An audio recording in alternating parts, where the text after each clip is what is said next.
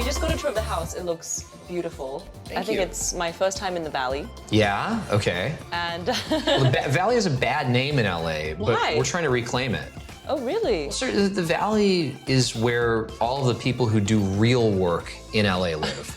So, you know, maybe not the movie stars, but the people who are editing the movies, the people who are writing the music for the movies, the people who are recording albums. It's all in the Valley, all the great old recording studios, the film studios, the best sushi in the United States. Stone's throw from here on Ventura Boulevard. I heard that Kanye West discovered you. He played a very important role in my life. I was just a college student and we were making music and sent our recording to a guy who worked for him. And Kanye is a very authentic, sort of self-directed person. He heard our music and literally called me on my cell phone in my dorm room. And that was my big break. And how old were you? I was 21. And when you got the phone call, what's his number? I think it was private, and I almost didn't answer it. And when I did, he said, "Hey, this is Kanye calling." I thought, And you said, "There's no way. Are you sure? Can you prove it?" And he said, "Yeah, I got your album from my manager, Don, who was the guy who'd given it to him." And then he invited us to come out to Los Angeles, and that was my first time on the ground here. But how did you feel? Were you nervous about meeting him for the first time? He's obviously, even 10 years ago, he was a huge deal. He's been a huge deal for a very long time. Oh yeah, I mean, you know, he was a musical hero of ours. We loved the music he was making. So for us as two young musicians, it was just insanely exciting.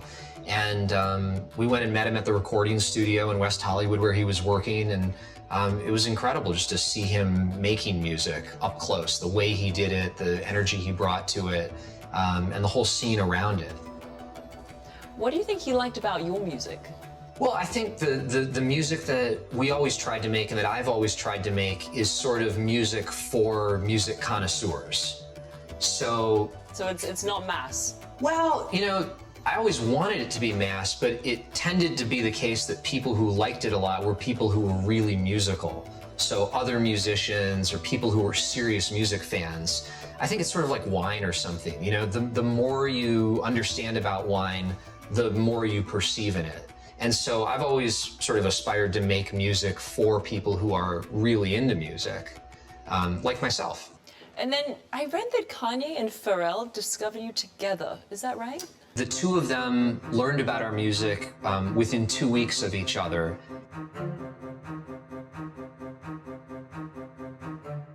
And then actually ended up competing with each other to sign us to a record deal, which was a little bit awkward because we were big fans of both of theirs.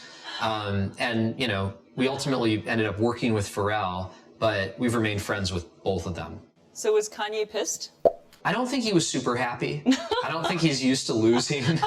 But, you know, in our minds, it was a complicated decision to make because they were working with different record companies. And as I said, we were just huge fans of both of them. And so Kanye found you first. That's right. And then Pharrell found you. That's right. So Pharrell stole you from Kanye. Kanye may have felt that way at the time. I don't think that's really what happened. When you got Pharrell's phone call, tell us about that. I mean, that was equally incredible. Between, I think, 1999 and 2003, the Neptunes, which was Pharrell's sort of production team, it was him and a guy named Chad Hugo, and they're both geniuses. They had, I believe, at one point produced and written something like half of all the songs that were on the radio. So the sort of soundtrack of high school for me was their music. It was Pharrell. And when we got a chance to meet him and work with them, it was like unbelievable. So at that time, Pharrell was a bigger deal than Kanye. They were both a big deal. I mean, Kanye was at the beginning of becoming enormous. He had, I think at the time, put out only one album, which is called College Dropout, and it was an awesome debut album. And he was working on his second album, which I think is called Late Registration. When we got together with him, I remember very vividly, and I even have videos of it, him driving us around LA and playing us in his car the new songs from this new album that had not yet come out. And I had a little video of him on my phone because I was trying to capture all the memories from this experience. And, you know, from that time until the album came out might have been 8 or 9 months. And I loved the songs so much that I was listening to them on my phone, just these little bad recordings because they were so catchy. And when it came out, it sort of felt like, wow, we were there as he was making history. So that was Kanye before he married Kim. That was years before. What was it like for you? What were some of your expectations, and what were some of the surprising things about working with Kanye or being with Kanye? I mean, because he's so eccentric, right? We hear about him, like you said, I mean, he just will do and say anything that he feels like doing, even, you know, if it means he's pissing off Taylor Swift.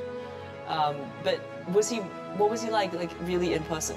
One of the things I really admired then about Kanye and continue to admire is that he's incredibly true to himself. And he says whatever he's really feeling. There's no BS.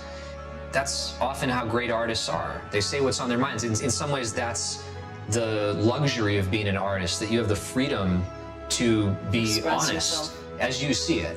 Now, sometimes he gets into areas that are not his specialty, and that's, you know, can be a problem. But, you know, at the end of the day, he's an incredible musician, a great artist, and his personality is consistent with that.